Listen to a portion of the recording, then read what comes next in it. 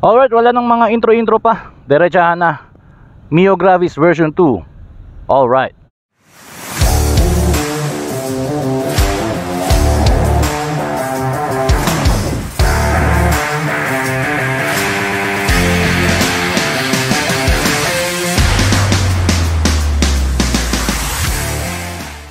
Alright mga Lodi Bros, so ito na naman tayo sa ating Gravis version 2 serye. At ayan na nga, nasa harapan nyo na ang aming bagong unit. Naks, bago talaga no.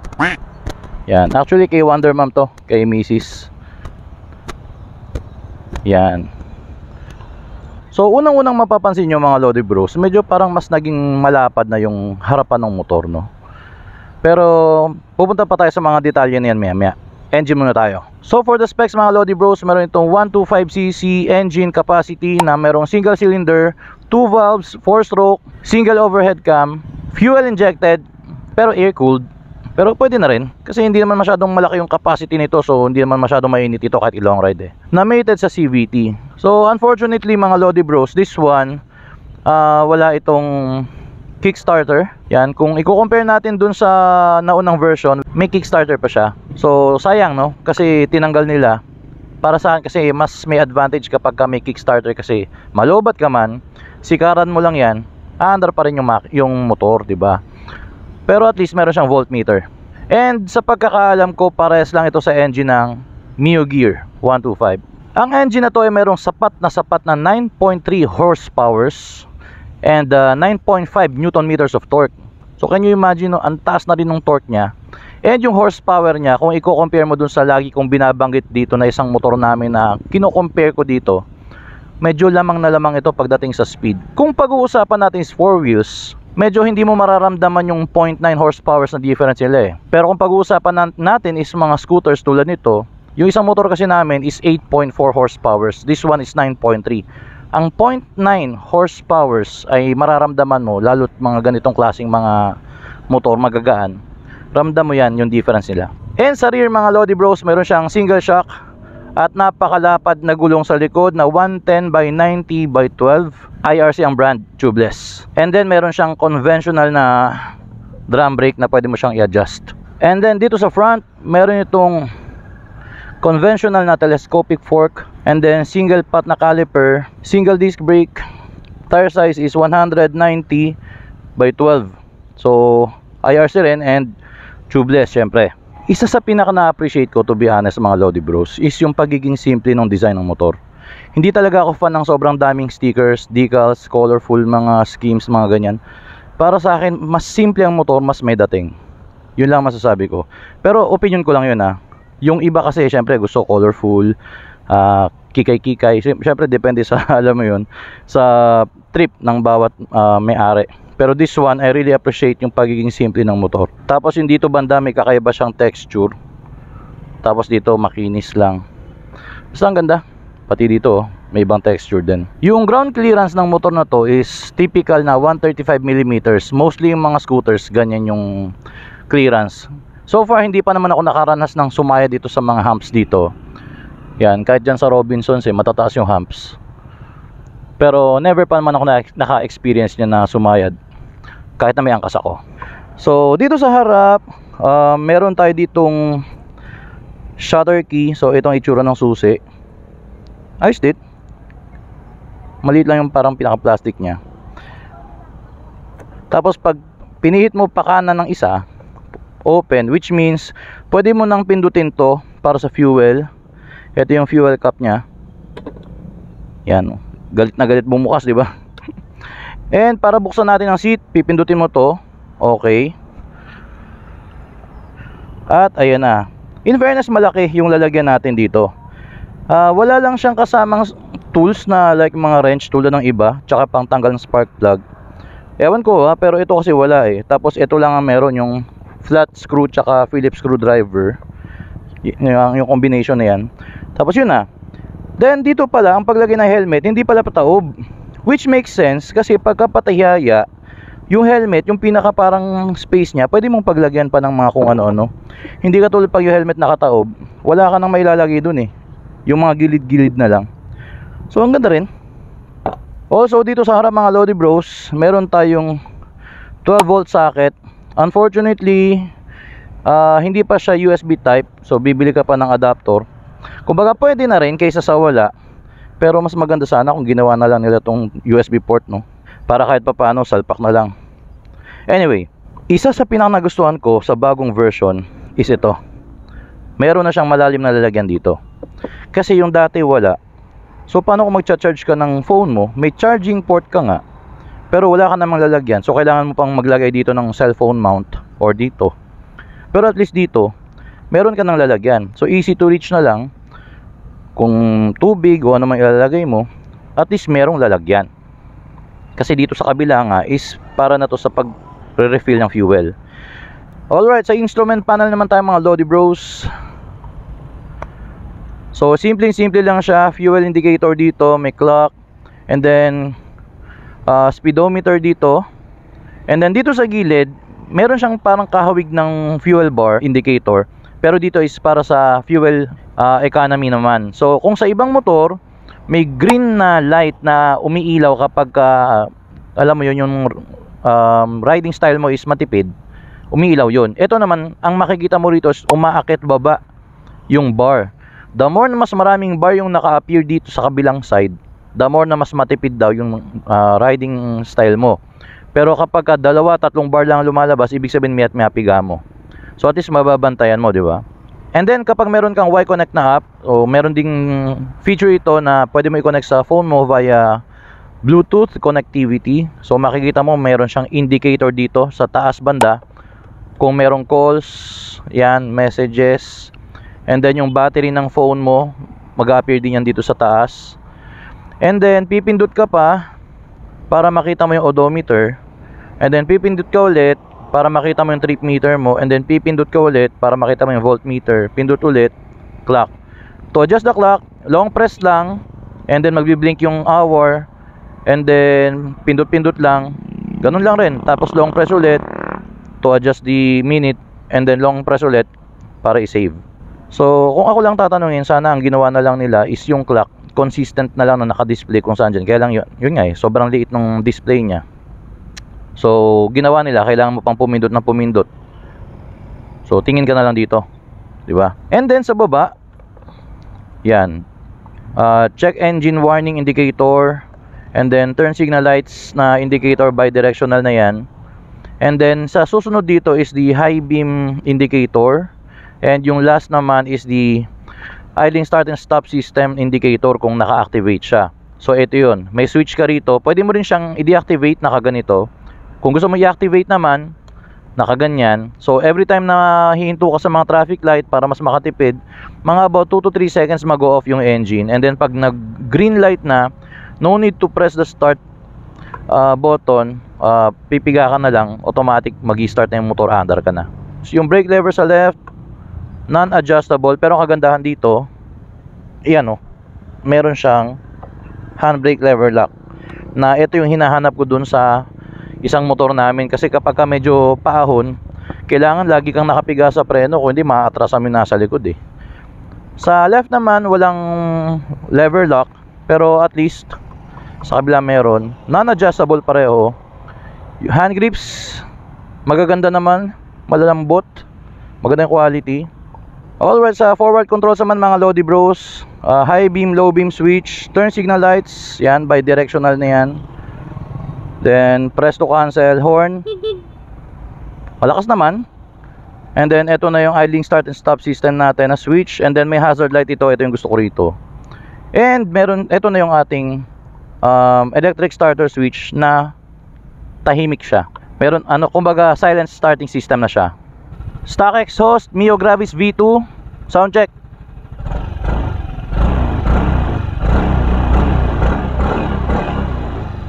At yan ang itsura ng Mio Gravis V2 sa harap. Dati kasi yung signal lights niya doon sa may bandang baba. Tapos wala yung parang DRL na yan na pa letter U. Tapos LED na ang kanyang headlight. At masasabi kong maganda yung bato, malawak. Pero yun nga lang, yung turn signal lights niya is halogen pa. Pwede na rin. And then dito sa front, nakalagay Gravis. And merong logo ng Yamaha. Ang ganda, gusto ko siya, promise. Simpleng-simple lang. And dito naman sa likod mga Lodi Bros, ang kanyang tail light and turn signal lights parehas sa halogen pa rin. Ang ganda nung ano no, yung itsura nung tail light niya. Patulis. Tapos dito sa ibabaw, makikita mo rin yung ilaw niya. Oh. Ang ganda rin ng grab bar niya. Malapad. And then yung shape ng side mirrors, for me, gusto ko. Hindi yung typical na parang mabilog lang. Bumabagay siya dun sa design ng motor na may mga konting mga matutulis-tulis dyan. Tapos kung titingnan mo rito sa gilid, oh, para siyang baby Aerox, no? So alright mga Lodi Bros, I'm 5'9" and a half, and this is how I look pag ako'y nakasakay sa isang Mio Gravis version 2. So mababa lang yung upuan, 780mm seat height. At ano ba masasabi ko? So lapat na lapat, dalawang paa. Mapapansin mo lang na medyo yung kanyang footboard is saktong-sakto lang yung size 11 shoes ko. Hindi na masama, mas mabuti nang mayroon siyang footboard or yung tinatawag nating gulay board kaysa totally wala. Kasi isa to sa pinakahinahanap ko kapag pinag-uusapan na scooter. At least may mapaglalagyan tayo ng mga ilang mga gamit like bags, groceries, or kung ano pa mga bagay na pwede rito, container ng tubig. Kasi ito yung hinahanap ko talaga sa motor, lalo na kapag pang araw-araw. Pero don't expect na ganun sobrang lapad niya or lawak kasi medyo makipot nga. And syempre wala tong cruising position. So yan. So upright of course. Yung kanyang upuan, masasabi kong sakto lang yung lambot. Hindi siya yung sobrang lambot na i-expect mo na magiging sobrang komportable siya pag sobrang layo ng biyahe. Pero at least you can rest for 15 minutes after isang oras na biyahe. Goods na ulit yun. Alright. And for your reference mga Lodi Bros, ayan si Wonder Mom. Ayan ang misis ko. Yan. So she's 5 flat, actually 4'11 lang. Nadala lang nung sandals niya. Pero abot na abot niya kapag naka sandals. Pero kapag naka paano lang siya, abot pero tiyad na tiyad. Pero di hamak na mas magiging madali sa kanya i-drive ito kaysa dun sa isang motor namin kasi 102 kilos lang curb weight nito eh. Yung isang motor kasi namin is 112. So para sa kanya mas trip niya to. Alright mga Lodi Bros, so eto na tayo sa highway ride natin. Kasama natin si Wonder Man pa rin. Siyempre maganda may kasama, di ba? Malamig ngayon para merong alam nyo na tagayakap. Yuhu! Okay, pag-usapan na natin. Una-una is comfort department. When it comes to comfort, okay siya. Okay? Okay siya in the sense na upright position, scooter. Ano pa ba?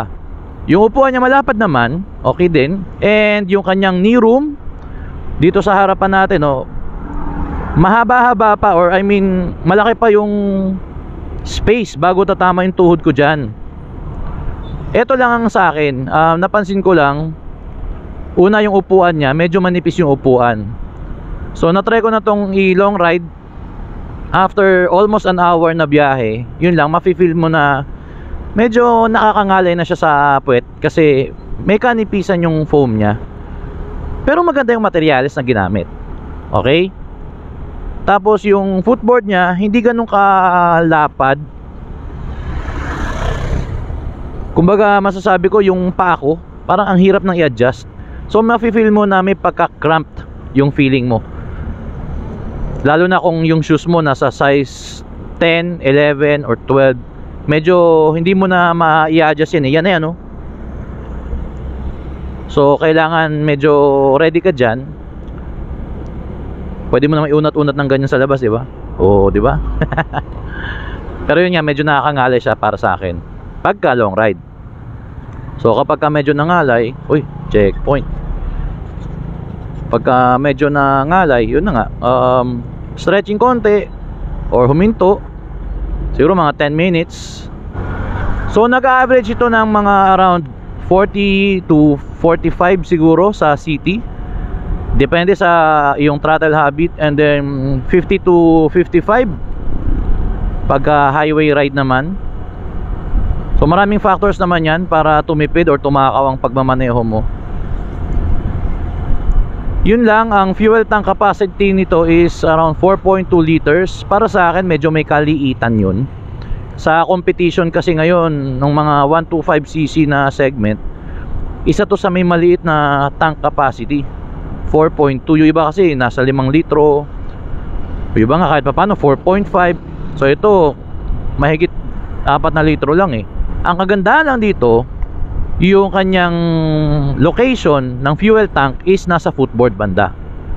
So dahil nasa footboard banda, pag naka full tank ka, lalo na full tank ha, mabigat ang motor nun kahit pa paano, yung center of gravity mo mababa, which makes it even, kumbaga, more stable pagdating sa mga kurbada. Dagdagan pa ng mas malapad yung gulong. So yun ang kagandahan. Pag malapad ang gulong, tapos lower center of gravity, mafe-feel mo mas komportable at mas kampante kang ikurbada yung motor. Kahit na sabihin lang natin medyo mabilis-bilis, huwag lang natin gayaan yung mga marilaki-marilaki, no? So bihira tayo mag-review ng gabi, no? Kaya lang kasi napag-isipan namin ni Wonder Mom na mag-joyride. So diretso vlog na rin. Okay, pagdating naman sa power, hindi ka na masyadong mabibitin dito kasi 9.3 horsepowers, hindi naman sama yun. Anyway, yung gantong mga motor designed naman for commuting. And ang kagandahan din sa motor na to, mataas-taas din yung torque nya, nasa 9.5. So kung gusto mong medyo umarangkada o overtake ka, hindi ka mabibitin dito. Basta syempre tansyahin mo lang rin yung overtakean mo. And then mafe-feel mo sa motor na to kapag ka naka-idle ka, medyo ramdam na ramdam mo yung vibration nya. Yun lang yung masasabi ko. Parang yung sa PCX, pag naka-PCX ako, nararamdaman ko talaga yung vibration nya eh. May mga motor kasi na kahit sabihin mong naka-stop ka, hindi mo sobrang mararamdaman yung vibration, lalo na sa may bandang puwitan. Yung instrument panel nya sapat lang. Pagka daytime, okay naman din yung quality nung, kumbaga kita mo naman din yung mga infos na kailangan mo. Alright, Gravis V2 acceleration test in 3, 2, 1, go.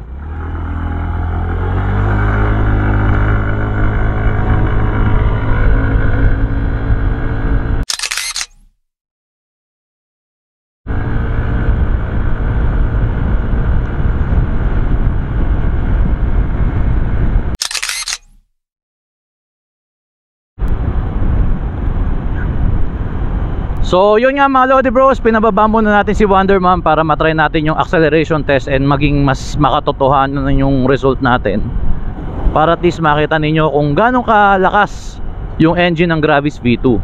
So as for the brakes naman mga Lodi Bros, masasabi ko namang the brakes work well. So testingan natin ang brake at 50 in 3, 2, 1 with Wonder Mom. Go! Ay, grabe. Malakas. Malakas siya. Maganda. Ayos naman. Okay, okay naman yung brake, no? Pero yun lang, ito lang sa akin ha. Sayang kasi wala na nga tong ABS. Wala pa siyang combi brake system. Sana man lang, alam mo yun, sa presyo niyang 93,000 pesos, sana nalagyan na rin nila ng combi brake system. Saan lang naman yun? Kasi ano ba naman yung konting-konting feature for safety para sa motorista, di ba? So dun sa unahan mga Lodi Bros, punta tayo sa parte na madilim, yung wala ng mga street lights, para mas ma-appreciate ninyo yung bato ng LED headlights nito, kung ganong kalapad. So ito pala yung tinatawag nating Vietville dito sa Puerto Princesa. Dati kasing naging kampo ng mga Vietnamese yung Puerto Princesa eh, nung sila ay lumikas sa kanilang lugar. Yan yung tinatawag dating VRC or Vietnamese Refugee Camp. Ang ganda talagang handling ng motor na to, oh. Promise. Ang ganda sa cornering.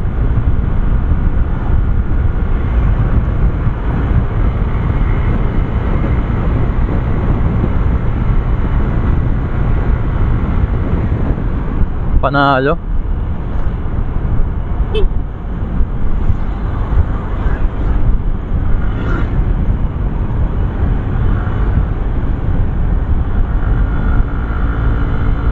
Ganda sa cornering.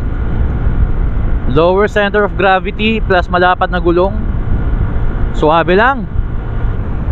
So dito mga Lodi Bros, madilim na. Dito nyo ma-appreciate yung bato ng ilaw ng motor.